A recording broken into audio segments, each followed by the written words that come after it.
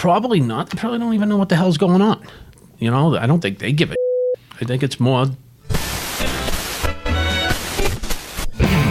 Explosion.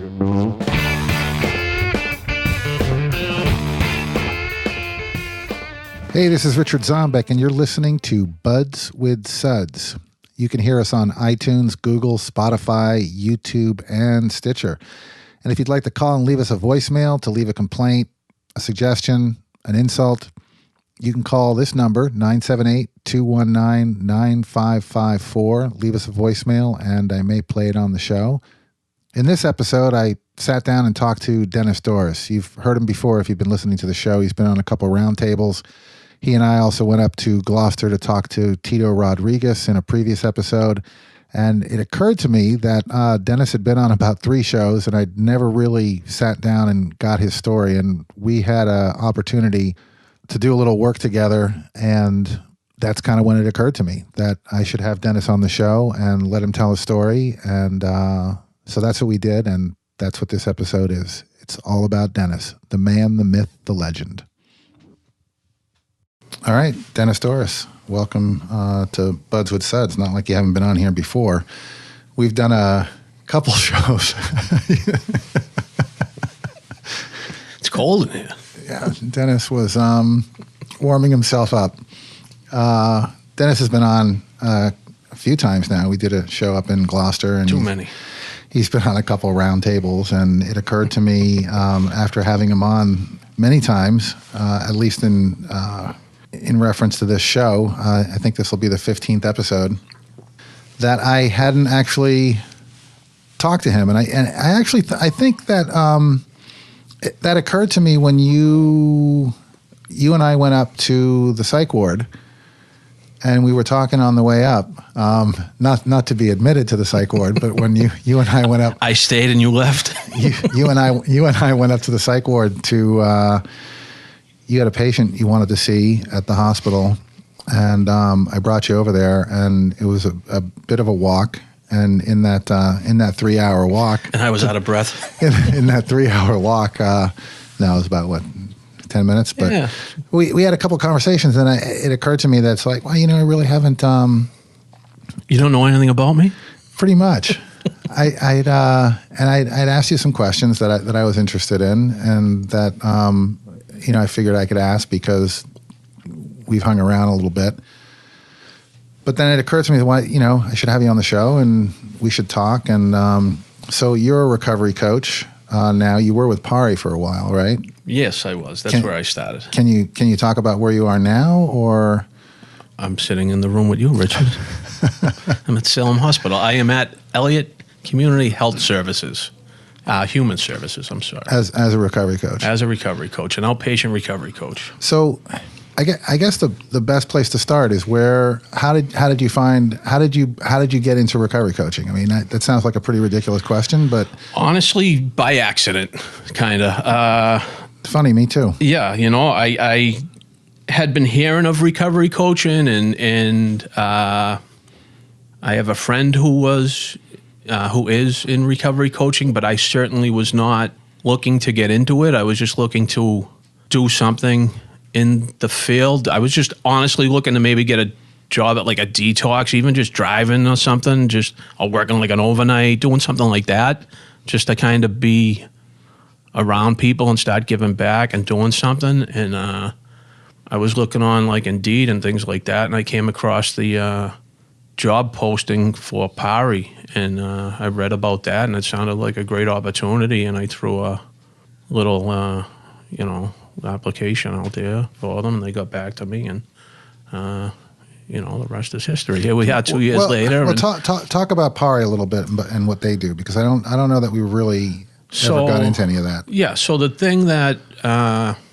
stuck out to me was that it was going to be coaches embedded in police departments, and that sounded like it sounded like it made sense to me. It just they were going to be training people to become coaches, and they were going to embed them in police departments to help the police departments better handle the opioid crisis. And that's so part of the role of the coaches would be to, one, work within the police department to help break down stigma and kind of educate the police officers as best we could, to build up their capacity is what they would say. And their capacity for tolerance or yes, patience? Compassion, just to help them maybe understand things if they needed to, to teach them, to advocate for recovery and maybe how to deal with people with substance use disorder, language, stigma, like all that stuff. Work on that part of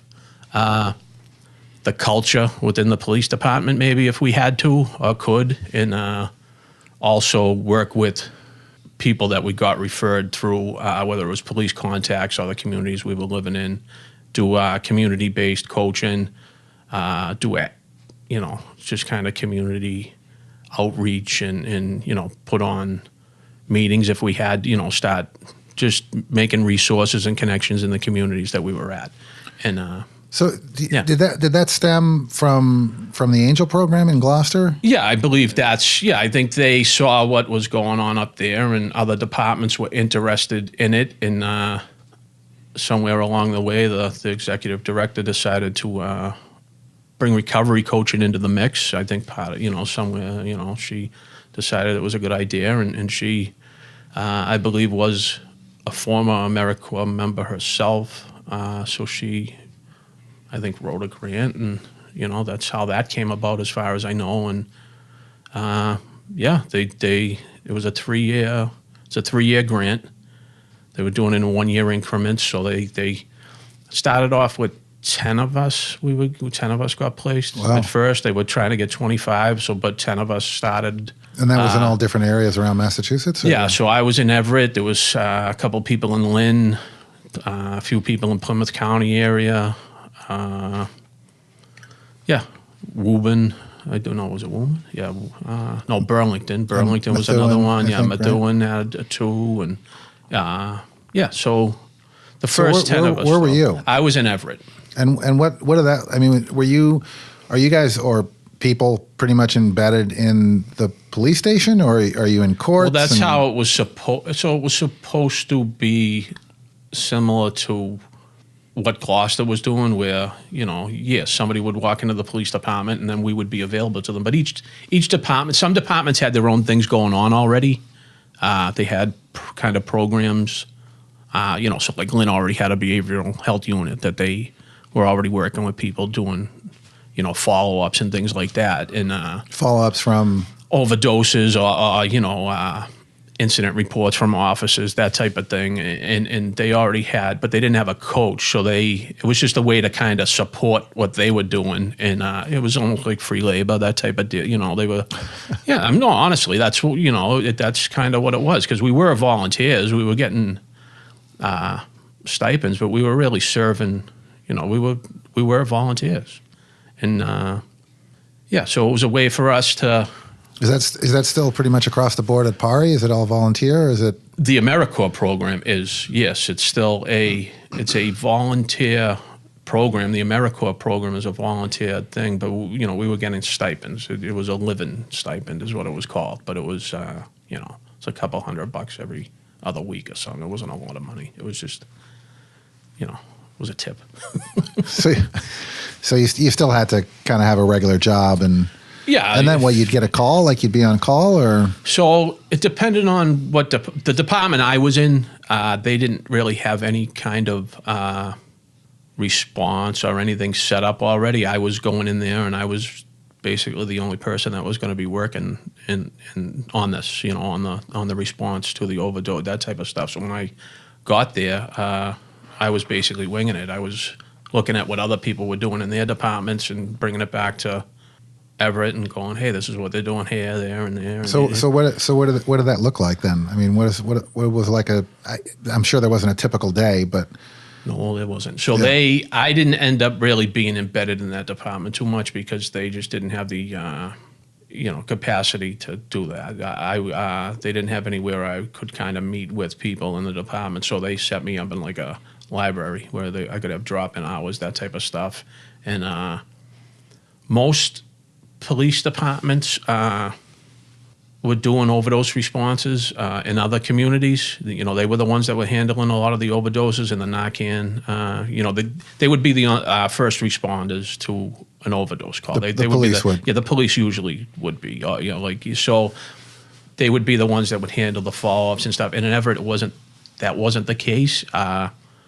The fire department was handling most of that stuff, like the Narcan tracking, and they were the ones that were the first on the scene. So they were the ones handling the post-overdose stuff. And when I got there, I was trying to figure out how I was going to be getting referrals and that type of stuff. And I decided to reach out to the fire department. I started kind of coordinating with them, working with them, and doing the post-overdose stuff. And then I was getting other referrals from people in the community, that type of stuff. So. And the post overdose stuff. What did that look like? Was that in the hospital, or was that? No, we were not doing hospital follow-ups. We very rarely we would if we got a call. But the CHA in Everett, Cambridge Health Alliance, who runs the hospital in Everett, they had their own coaches there a couple days a week. So we weren't doing hospital follow-ups. We were doing door knocks. So there'd be an overdose. The fire or the police would respond. Yep. The person would go to the hospital. Person would go to the hospital, and then you would somehow get the name of the person. If they were coming back to if they were an Everett resident, we would get a report that Narcan was administered through. Okay. So the police department would get a report, and then the fire department also would get the reports. So then we would just generate the follow-up off of the report.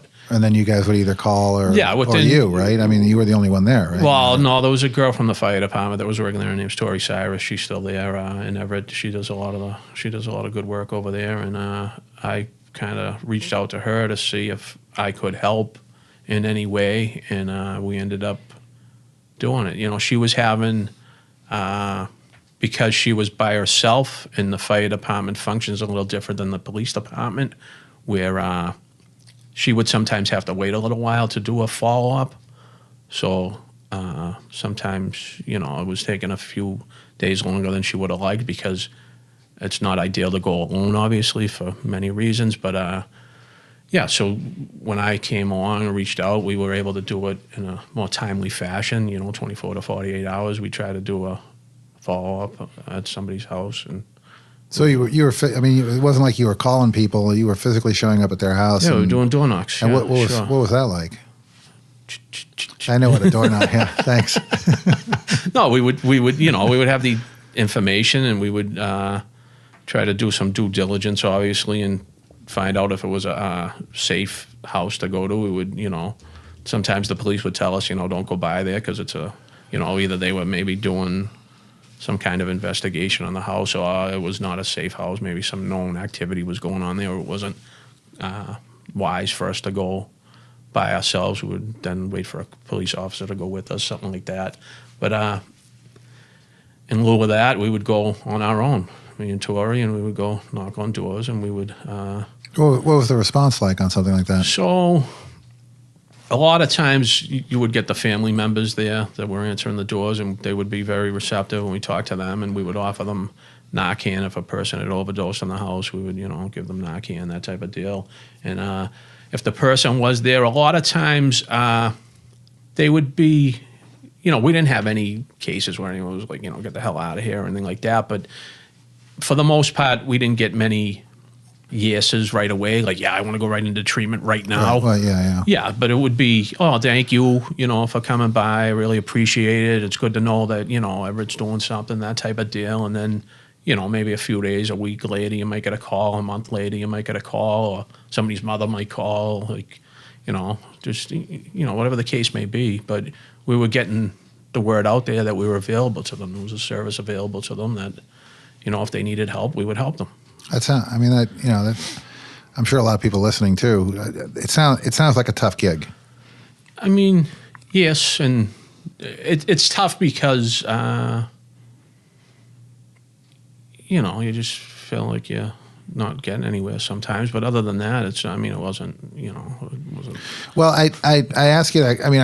I make that statement knowing full well that if you're doing this, you're probably a lot like I am in this, and that I get that a lot, right? That kind of attitude of like, I don't know how you do this.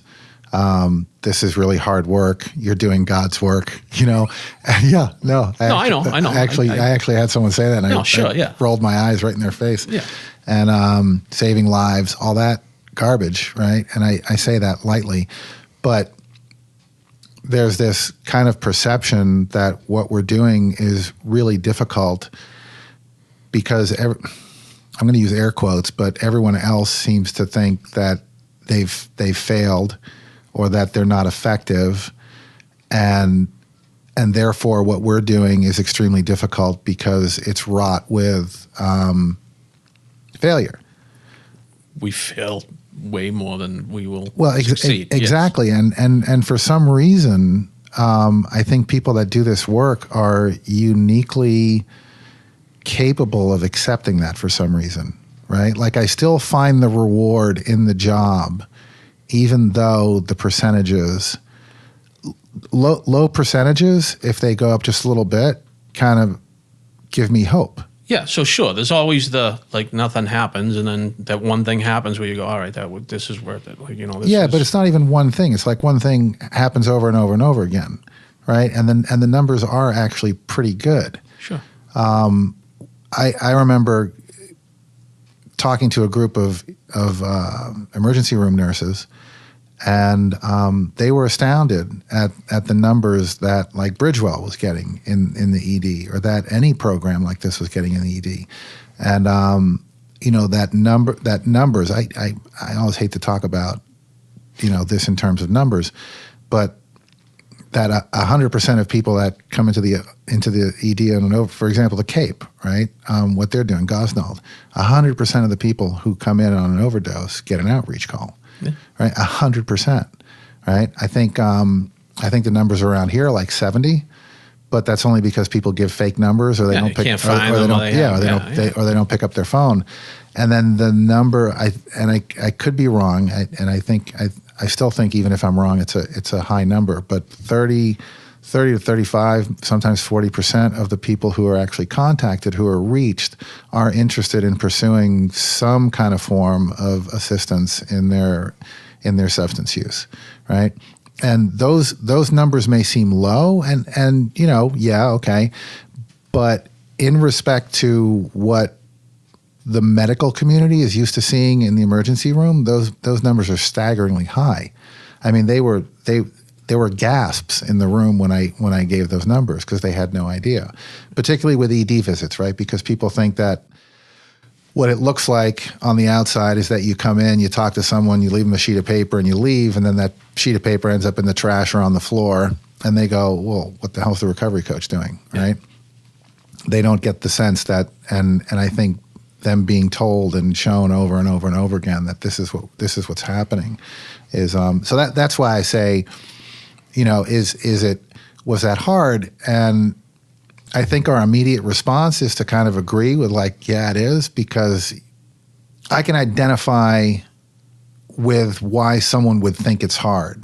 So my response is going to be, yeah, from your shoes, it may very well be hard, but it's not really a genuine answer, because I don't really find it to be that hard or hopeless or frustrating. Yeah, I think coming in, I think we know that it's not going to be aces all the time. Yeah, exactly. It's not. So the thing that I was, I'm not going to say proud of, but the thing that I felt good about was that everybody that asked to get into treatment while I was in Everett, we were able to get them into treatment. So that, like, we got them a bed and detox. So, you know, that to me, that was good. You know, that felt good.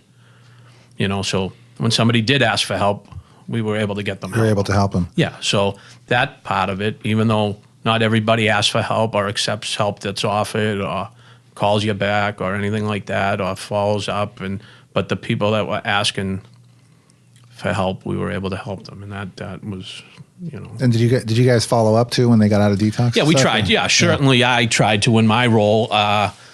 You know, if we took them to detox or got them to bed, I certainly, you know, we told them that we would work with you throughout the process. So even when you were in detox, you could call me. And then when you got out, please feel free to call me when you were getting out. We would try to set something up for that day or the next day, hopefully the day they got out, but if not, the day after or whatever. So, yeah, that was something I tried to do. It didn't always work out that way. A lot of times they would go to detox, and I wouldn't hear from them again until maybe they had to go to detox again or the next time they overdosed or something like that. But this name looks familiar. Yeah, that type of stuff. But that's fine. You keep working with people until hopefully they get it or, they get to where they want to be.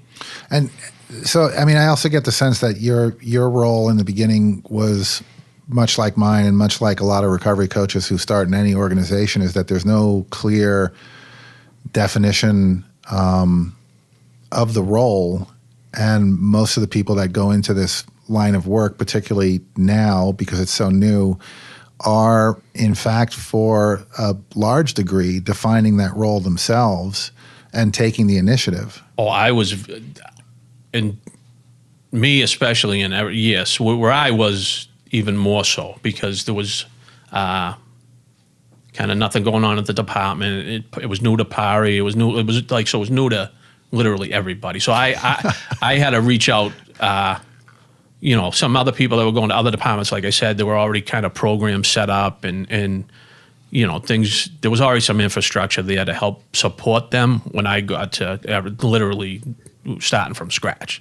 So I was the only person. Like I was I was totally rogue, and I luckily I was able to reach out to people and ask for help and things like that. If it was a different person who maybe wasn't as so I already knew some people going in. That's what I worry about too, is cowboys. Yeah, if it was somebody else in the role, and I'm not I don't want to sound, but if I get it, it could have went a different way. If it was just somebody that was more timid or scared, not as comfortable, and or even less humble. I had some recovery capital, if you want to call it, going in to use a recovery coach term. I think I hate every single term I hate and that word. term, but you know what I mean? Like I already kind of knew going in, like I had a lot of resources and people I could reach out to. And I was lucky enough to know people that had been doing this job a little bit that I could learn from them and like lean on them. And I had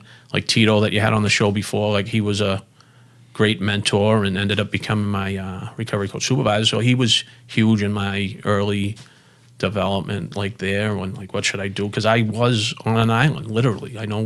But I really was, because there was nobody there that was a recovery coach supervisor. Like there was no recovery coaches in Everett at that time. There were like in Elliott, but not community based so much. I don't even know that the majority of, and certainly I'm not referring to the people we know, and I say that in all honesty, is that the people that I know that are supervising are very good, effective supervisors, but I don't get the sense that there are a lot of them, right? There aren't a lot of supervisors who have done this job. There aren't a lot of supervisors who understand the role. There aren't a lot of supervisors who know where or can take a good guess at where this is heading or how to point that in the right direction. We talked about this on one of the roundtables, is that there are 11 or 1,500 people who have taken the RCA training. Yeah, right? It's like 1,300 or somewhere in 12 something it was. And we're looking at like just over 100 people who have gotten the CARC.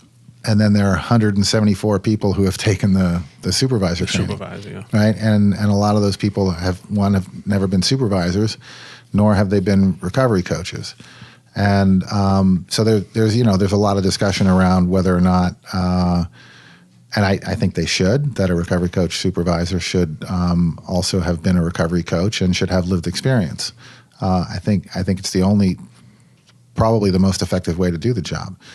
So let's get back to one thing I do want to mention, because this was in the Recovery Binder newsletter. You had mentioned Narcan, and it just made me think of something, is that the FDA just recently approved a generic form of Narcan, which is really good news, because it'll hopefully drive the price down a little bit, and it'll make it more available.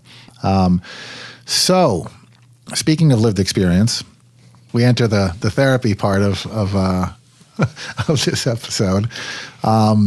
Do you want to talk a little bit about that, or I'll talk about whatever you'd like. Yeah, well, tell me a little bit about your experience in this whole.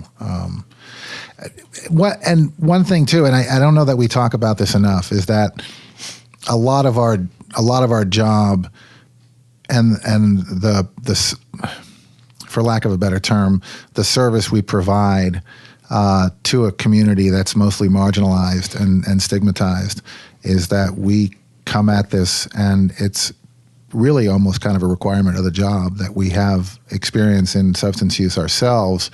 It should be a requirement. I think it should also. I mean, I'm in total agreement with you. But that comes with its own set of oddities and frustration too. Particularly because I think it's a community that's stigmatized, and by the clinical community, by the medical community. So, we come into a place where we're already kind of prejudged, and we have to out ourselves. But it's rare. There's a conversation that happens when someone is looking for help, and the person who is there to help them has been where they are. And well, let me ask you this: Do you find here's what I find when I'm talking to someone, and this always surprises me. It surprises me because I remember what it was like, and how I basically just thought anyone that was giving me advice, any therapist, any counselor, doctor, clinician, whatever, or anyone that was talking to me, family member, I always thought that I pretty much thought they were just completely full of it. Yeah. And what surprises me is, I'd say 9 times out of 10, when I'm sitting with someone and we're talking about this, and they're looking to get some help, or even maybe not, that I get a sense that they actually believe me. So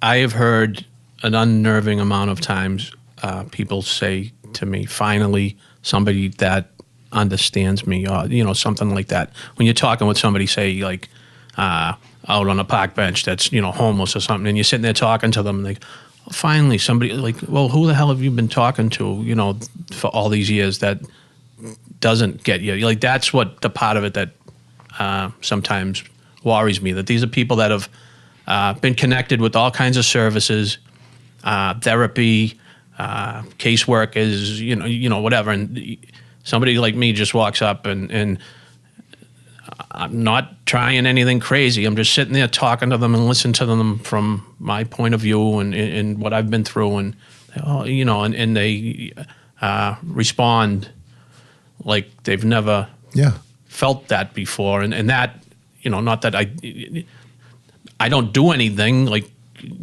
groundbreaking or different. I just kind of listen to them, and from my experience, and they respond in a way that I wish they would have gotten that before, that's kind of scary that they're not getting that, or haven't gotten that before throughout their journey, and that's too bad. It's sad because it's odd, isn't it? Yeah, it's odd. I mean, I can never really put my finger on what that is, because I'm not entirely convinced that I'm telling them anything else that they haven't heard before. No, and that's like so like in Everett, I work. So when you're working with people that maybe don't have lived experience, and they watch you do what you do, I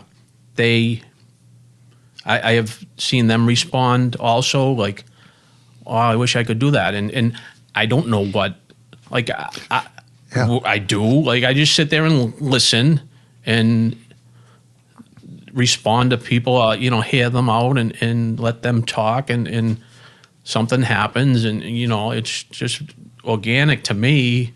I don't go by any playbook or anything like that. It's not. It's just. Yeah, I don't think you can. No, and when they look at it from outside, they go, oh, "I wish I could do that," or like, "How do you do that?" And I don't.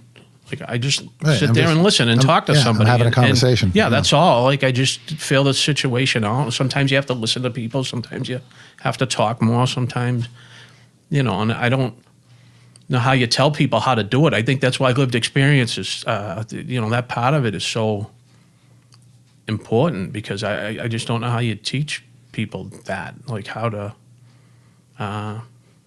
that exchange, Well, and if you don't have the lived experience, you have nothing to draw on, right? I mean, you have, I get really afraid of mothers and family members and wanting to become recovery coaches because, they're too vested. They're almost too emotional. Yeah, well, it's not like we're not, right? But I mean, it turns into this, why can't you get it, right? And it took me a long time to get it, and I'm getting the impression it took you quite a while too. Oh, I don't know if I have it yet, but yes. Yeah. So let's why don't you talk about that a little bit?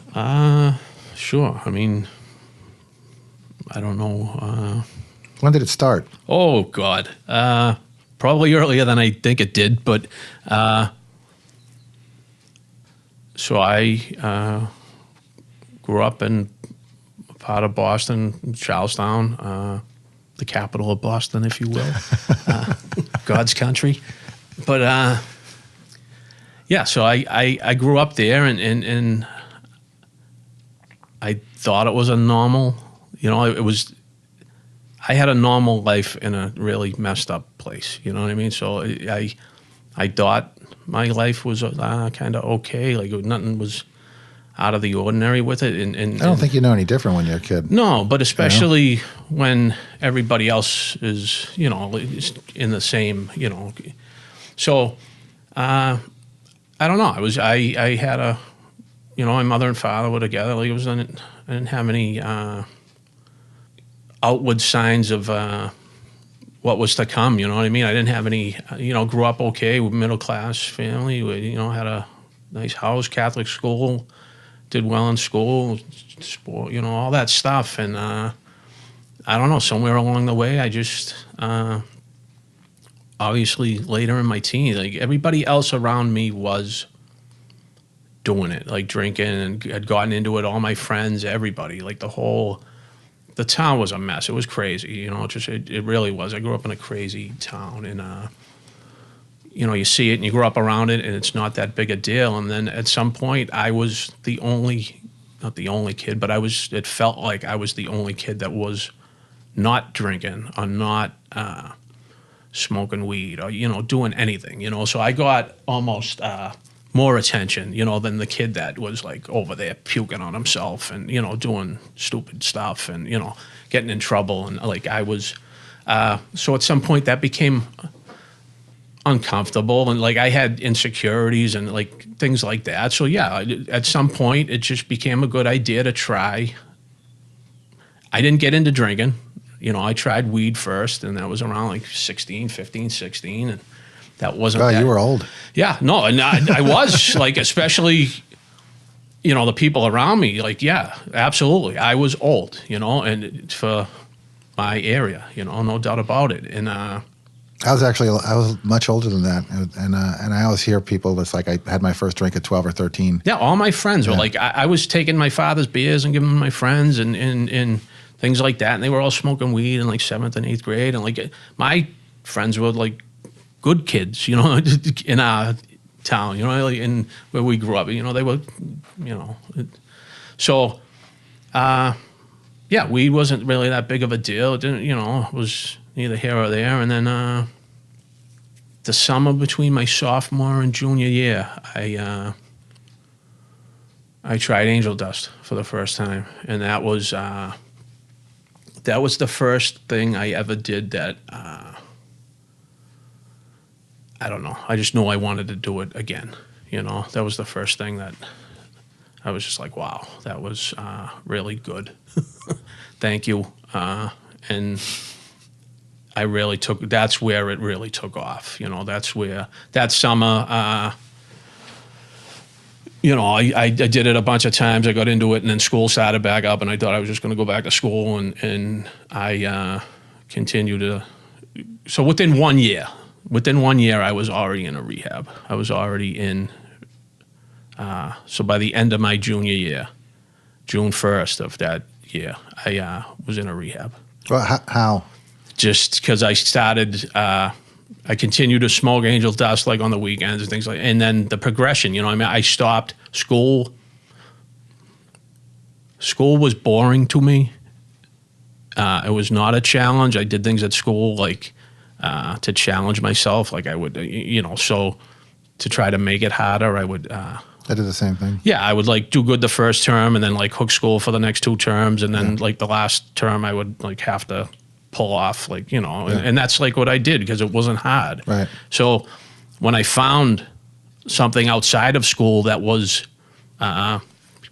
interesting to me and I ran with it, you know, because it and I was still able to maintain school and, you know, not sports or anything like that, but I was still able to pull off like passing and doing well in school. And, but I ran with the dust still and I started getting arrested and that's what, I took a pinch with a couple older kids. I was out like partying with them when, you know, on the weekends and we got pulled over and, you know, so I was now in the court system and I was a juvenile and I got a probation officer and they were like, what the hell's going on? Like, what were you doing with them? And then like an idiot, I was like smoking angel dust. Like, what do you mean? What was I doing?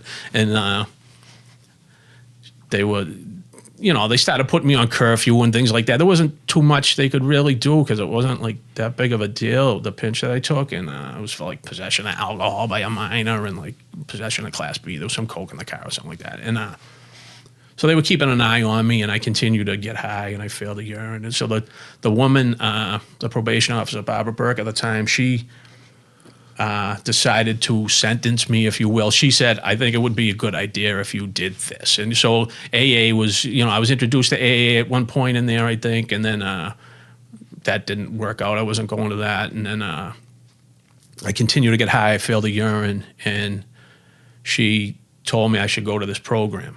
It was an adolescent program out on Long Island. And it was called Rebound. And I was... it was the end of my junior year, like right around that time. And I ended up out there and I got into Rebound and it was a bunch of kids from all over the state. Some of them were DYS committed there. Some of them were, I mean, I'm talking from all over, Greenfield and Kingston and Orange and just a whole like mixed crew of kids in there. Kids from Lynn and Roxbury, you know, just a whole... crew of maybe like 20 kids in there, all different ages up to like 18. And that's where I learned about what, up to that point, I thought being a drug addict just meant like you could do a lot of drugs. You know, you could handle your drugs. You were like a professional. You know, it was good. And you know, I knew it was probably like a derogatory term, but not, I didn't know what it meant. And in there, I learned that I was a drug addict, that when I started identifying. They would take it out to meetings. They taught us about, you know, the big boy. That's where I was really introduced to AA and what the disease of addiction was and what it meant to be a drug addict. And when I used drugs, my body reacted in a way where I was not capable of really stopping. And I would do things to get high that I wouldn't normally do and like all that stuff. You know, the reaction that my body had was not quote unquote normal. And I started really identifying with all that stuff that I heard in there, you know, and I knew that I was not somebody that used normally. Like I identified with all that. And that was before I ever even did heroin or like that was just, so my road was, you know, long to go. So I got out of there and, you know, I wish I stayed clean. I was in there for maybe 4 or 5 months and I thought I was going to go back to school and everything was going to be great. And shortly after that, I got out of there. I was in there for maybe like 4 months from like June to October, something like that. And I went back to school and I wasn't able to go back as a senior. So now I was like, because I didn't take my finals.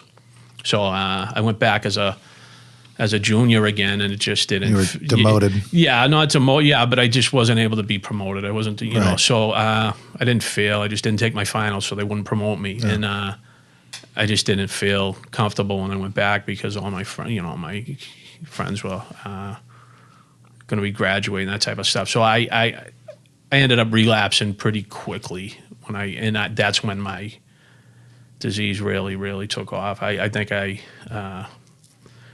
went back to Angel Dust, or? Oh yeah, right back to Angel Dust, and then shortly after I turned 18, I within that year, that following year, I tried everything. I went into cocaine and then heroin. Like Intravenous? For the first time, I sniffed it when I was 18, and then just the whole progression. Things got crazy. Kept getting into trouble. The things I was doing.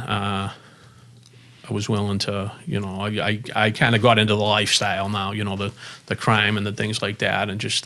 Did you ever graduate to intravenous? No, well, yeah, absolutely, but that took a couple of years. So from 18 to 20, I did heroin the right way. You know what I mean? I was doing it on the weekends. I never really picked up a habit, that type of stuff, and but I was doing cocaine a lot, smoking coke. I got into that, like freebasing, and not really working. I ended up getting my GED somewhere in there.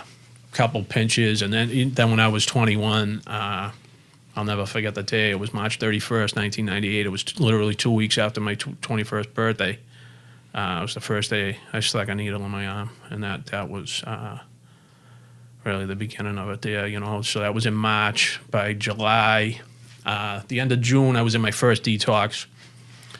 Got thrown out on the 4th of July. That was high point.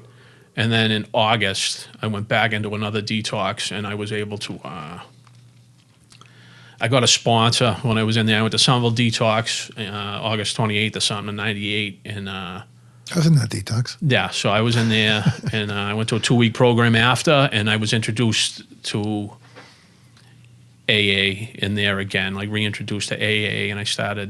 They would take us to outside meetings while I was in this 2-week program called the Heritage, and. They made you get a sponsor after the first week, and I got a sponsor in there. When I got out of there, I hooked up with him, and I stayed clean for like about a year, and that's when I really got introduced to AA and what it was all about, and worked AA, and I had a sponsor, and was like going on commitments and did an AA wall on the steps and all that stuff. So that was my first real experience with AA, and what my life got a little better from it, and then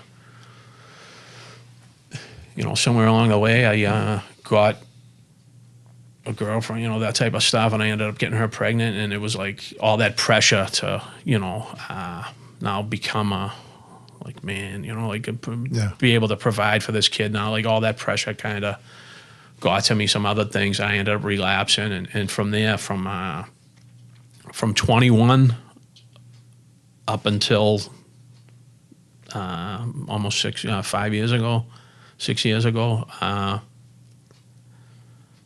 so like 20 years of my life, my whole adult life, I was either in active addiction or in early recovery.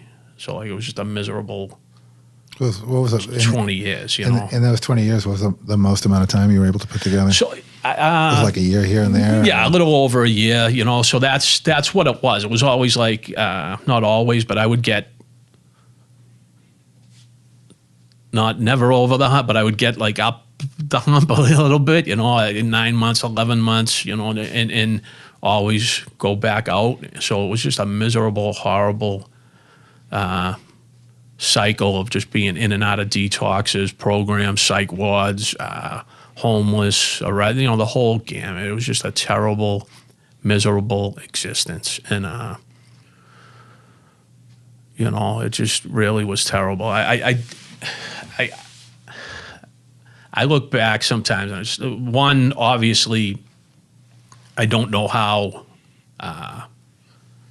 I'm still, alive. Look at all the people that have died, and the amount of times I've overdosed, and which is around like 15 probably, where I was Narcan, that type of stuff. Mm-hmm. And, just very grateful. And, because I had 2 kids along the way, and, I was able to get some parts of my life going, and then I would, always mess it up, and it just never was able to get over the hump. And I tried everything. Halfway houses, detoxes, jail, everything, AA, Suboxone, and then I don't know. I could just never hold it together. I was a mess, and why, I don't know. A lot of guilt, fear, you know, all that stuff that we talk about that you know, you hear in AA. I was just never able to get over it. You know, put the bat down, as they say. You know, like I was never able to forgive myself long enough to stay clean, and always worrying about. I want to just stay right there for a second. Go right ahead. Because I'm curious. I know what this is for me. But you said I was never able to get over the guilt. And you're still in AA, right? You're in AA to this day. I mean, you go to meetings and stuff. I'm not as active as, you know, for various reasons, but yes. But a lot of the meetings that I went to and the people that I talked to within AA, and I think what people need to understand too is that there are different factions of AA, and there are also sometimes warring tribes within AA, and there are groups that have certain theories and certain ideas about what this is all about. And I think the longer you stay you start to kind of find your way and find your own little tribe within AA. But the stuff that I learned, and the reason why I'm kind of focusing on the guilt that you talked about, is whether or not you think that guilt was, like, I can feel guilty for a lot of things, right? But a lot of it is imaginary, right? And a lot of it, I used to have a sponsor that said I was born guilty, right? Born worried, born guilty, unfounded, ungrounded fear, the feeling of being unwanted, unneeded, and unloved, right? For no other reason than that's how I am, right? Sure. That's the way that I'm kind of wired. And so when, and I'm also always really interested in when, you know, there are certain periods within sobriety, recovery, however you want to call it, that you go kind of through this period of anger. And I always wonder whether or not it actually is anger, right? Or whether we're labeling it with what we think is anger when actually it's fear, right?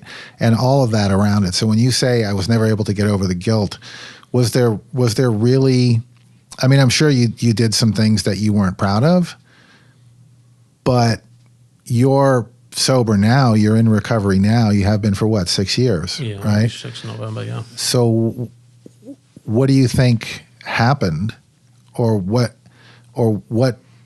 the difference now that I guess the question is whether or not that guilt is still there, or whether you're more able to manage it and live with it and accept it for what it is. Well, I think and again, you can feel free to just tell me to go F myself if there aren't questions you want to answer. No, it's like, but I think the things so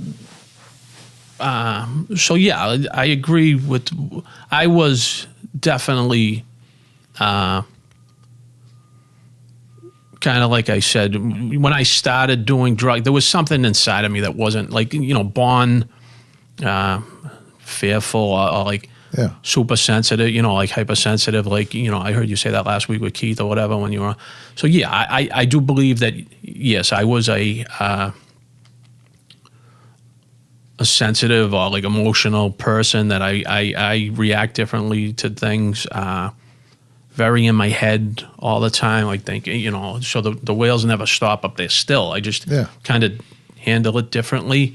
And the guilt, you know, there were things that, you know, so the things that I was feeling bad about later on in my journey weren't always the things I felt bad about, you know, at the beginning. So things changed, things I did throughout, you know, but it was mostly around me not living up to who I should, you know, thought I should have been, you know what I mean? That type of deal. Yeah, I've done things in sobriety that I'm not necessarily proud of, too. Yeah, so it's not so much like what I did, it's kind of who I was, you know, that part of it. Like, I wasn't a good father. I wasn't a good, like, that whole, you know, whether it's the Christian, you know, Christian guilt or just being a person, like that, like, whatever it was, I just didn't feel good about who I was or where I was.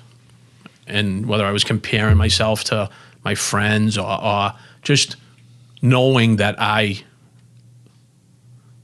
should have been better than what I was. And that's really what the bottom line. And at some point, it's not that I didn't care about that anymore. I just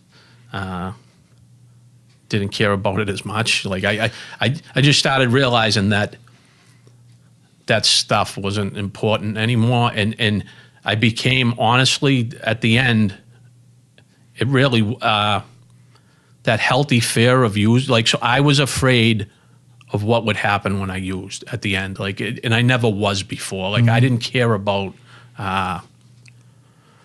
Well, escape at any cost. Yeah, and right? Yeah. So at some point at the end, I just literally became afraid that I was going to die because everybody was dying. Like in 2013, like everybody started dying around me, and I'm not just talking like in Massachusetts, people were dying. Like the people I know, were dying, and I was alone at that point in my life, and I knew.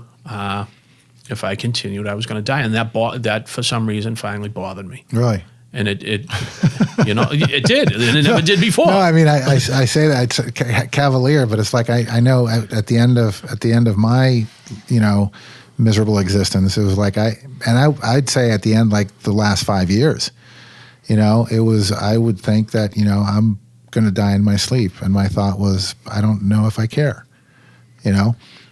And when it was finally, like, you know, hospitalized and detox and rehab somewhere, I don't think it was until later in sobriety that I actually developed a full will to live.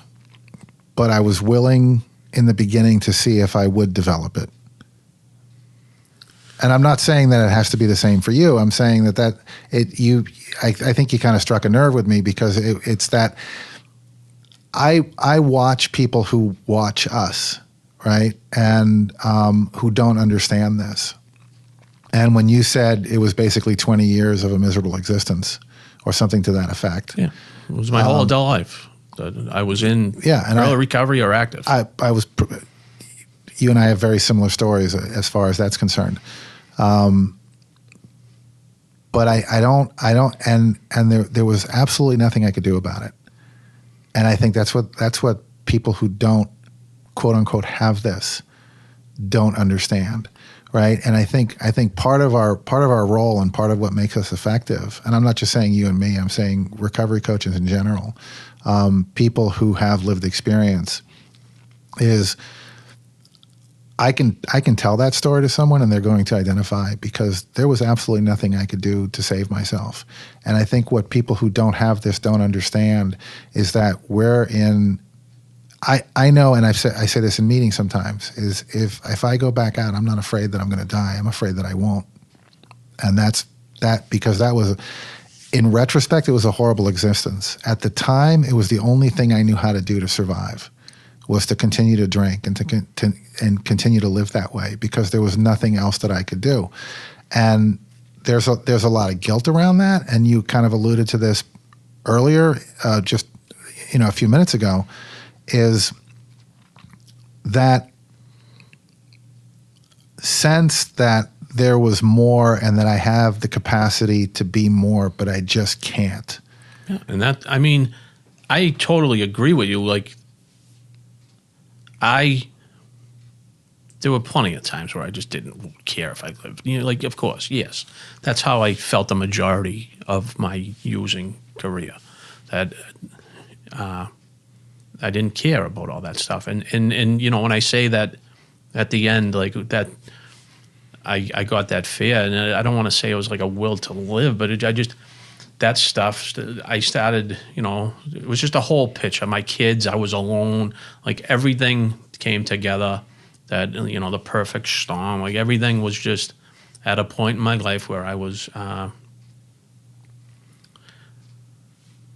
you know, you just said that, like, I couldn't do anything about it. Like, I can't tell you how many times I would go into detox and I'd be in there and I'd be like, I want, you know, like, I would have ran through a wall to stay clean. Like, I would have done anything. And then once I walked out the door, like, something, I could not stop. And that's how it was getting at the end for me. I was going into detox like every other week. And literally on the way home, I was calling my dealer, and like, I could not stay clean 10 minutes out of detox. I just couldn't couldn't do it. I could not get over those, and that's how I ended up getting on throughout. Like I said, I've been in early recovery like all those years. You build up that recovery capital. Like I learned a lot of stuff. Like I had a lot of insight to what I was doing. Like I knew what I was doing. I knew a lot of things about myself and all that stuff. So when it came to the end, I knew I needed a different level of care. Like AA was not enough for me. Going to a halfway house was not going to be enough for me this time. It just wasn't working. Like I was going to die because I could not physically stay clean. Like mentally, I couldn't mentally get it out of my head. I just couldn't.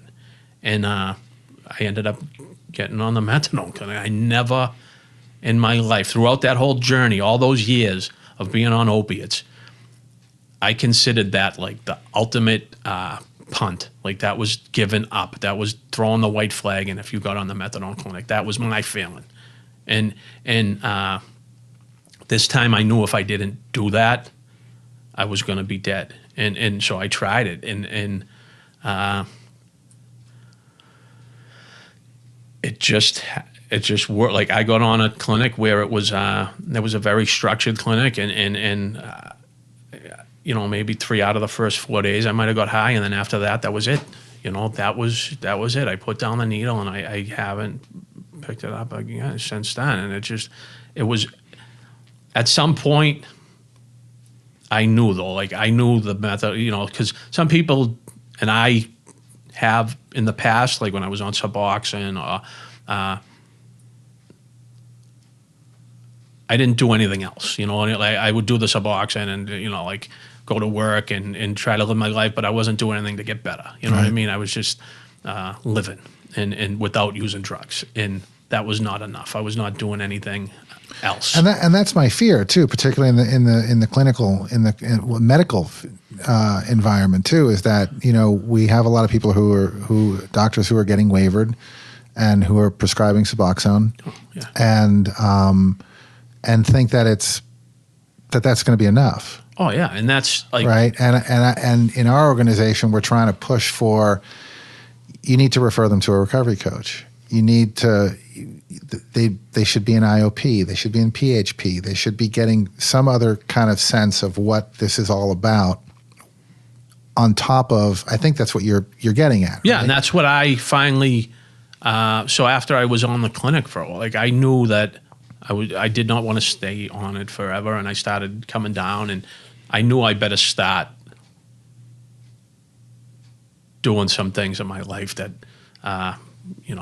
building that foundation back up again. And that's what I started to do. I started to go back to meetings or hang out with sober people that were living a life that I wanted to live. You know what I mean? Attractive to you. Yeah. Hanging out with people, like-minded people, that whole thing. And that's what I started to do that was different than what I did when I was on MAT in the past. And medically assisted treatment. Yes, medically assisted treatment. For those who don't know. Right. So, and that was because I knew that if I didn't, I knew what would happen, because it happened so many times before that I would have ended up back on the needle if I didn't have any other support in my life, any other structure, any other, coping skills and, that type of stuff. So, that's what I did. I just started building up that, supports, and luckily, I haven't found it necessary to shoot heroin, since then. So that's, What kind of supports? So sober friends, obviously AA friends, that type of stuff. Family, like that was something that I had neglected for a long time. Is there addiction and alcoholism in your family, or? Throughout, yeah, sure, absolutely, yeah. It's throughout my family, not my mother and father. Do you think this is genetic? I think it's probably part of it. Do I think it's? I don't necessarily mean the lone factor. I don't necessarily mean hereditary. I mean, sure. I think it's yes. I think it's possible that definitely this we're born with something different, whether it's, some kind of, because yes, when I did it, we react different. So like whether, like diabetes, your body processes sugar different. Do I think we process drugs different? Yeah, I think we probably do. Do I think it affects us different? Yes, I think it probably does. I think life affects us differently. I think that's probably true too. Yes, like I mean, like I said, it's a wild kind of super sensitive, and that whole like I can agree with that a lot. I see that a lot, and that's why when I, not to get real personal with my family, but when I look at like my kids sometimes, and I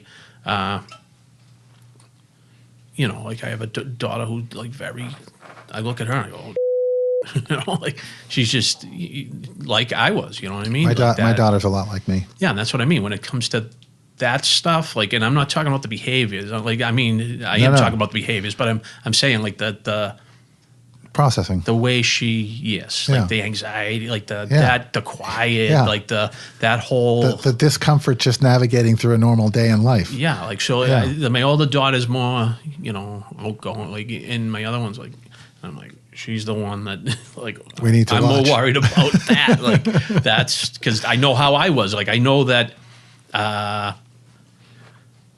Yes, the way I felt about myself and the way, like those things, the way my head worked is what led me down that road. Yes. And, I talk to the pastors here sometimes, and the director of pastoral services. Really?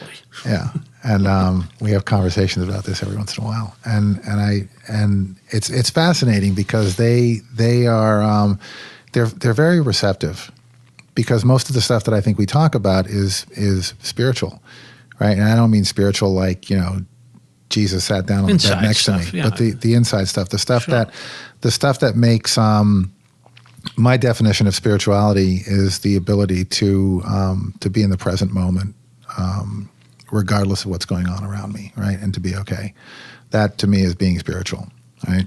And people who say that they never had a spiritual awakening, well, the day that you said I can't do this anymore, that to me is a spiritual awakening, right? And I'll look at them and I'll say,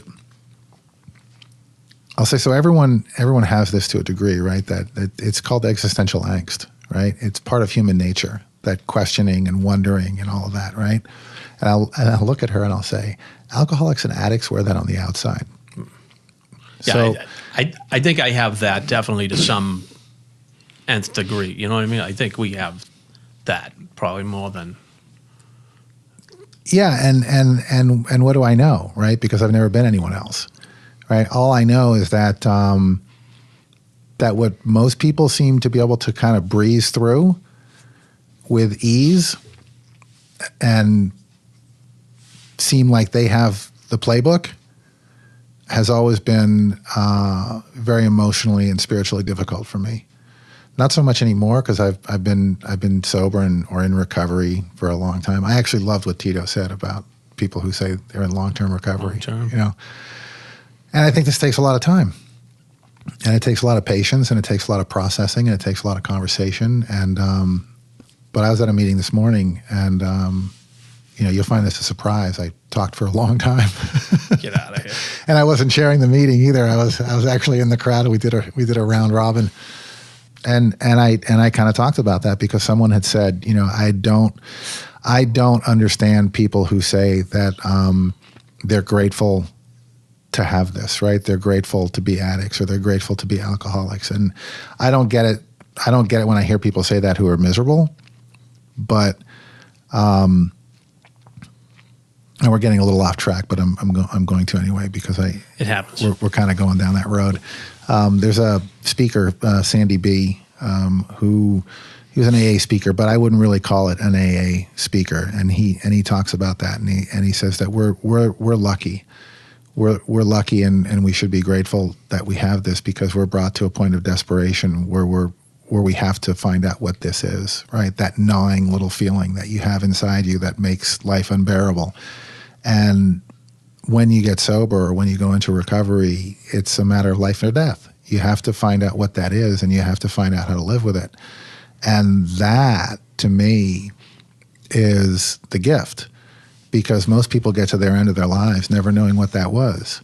And we at least get to find out or at least that's how I feel. Well, yeah, I think that's what. Yeah, I think because I don't want to say figured it out, but yeah, I think we realized that there's something wrong, and we try to figure out what it is, and we try to do something about it. And I think yes, that's what makes us lucky is that we have figured out that we kind of know what our problem is. Maybe I think, We at least know we have one. yes, that's yes. So, not saying we're better or like whatever. Yeah, no, I know, and I always feel that Just that's to go, how that's why that's why I'm a weirdo. Yeah, I always feel that's how it sounds. Is like we got this. I don't have anything figured out. Yeah, no, neither no. do I. Nor do I, and I don't even know that I want to, right? But the thing is that because I'm sober, I at least get to find stuff out, right? I at least get to figure out. Not figure out's probably the wrong word. I get to have this. I get to have these emotions. I get to have these feelings. I can allow myself to feel a little pain here and there, and even a lot of pain here and there, and know that I can get through it and that I'm going to be okay. And that's a big part of what makes me human, because that's humanity, right? We did a show with Chris Alba and Gary Langus, and Chris Alba said, "We're an intoxicated species," right? Oh, yeah. And look around, right? I mean, there aren't a lot of people who are not taking not on anything, So and then again, also with Keith Scott is look at our society. It's gotten more difficult. There's more financial insecurity. There's more insecurity in life and what's coming around the corner, and things have gotten harder, and it's harder to live and to survive and to have a good life. And maybe it is, maybe it isn't. I have way less than I thought I wanted to have, but I'm probably more okay than I've ever been. You're okay with that? Yeah. Yeah, I can probably agree with that. Yes. Well, listen, we've talked for about an hour. Really? Hopefully I've let you do most of it. I'm going to ask you the same question I like to ask everyone. Is there anything you wished I had asked you that I didn't?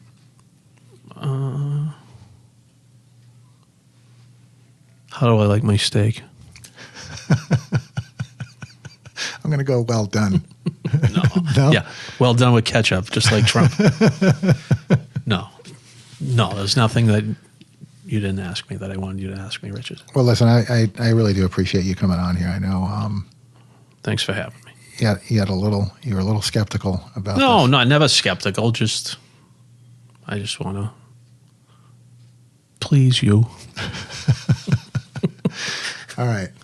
Dennis, Doris, thanks for coming on. Always a pleasure. Thank you very much. And we'll have you back on the next roundtable, probably.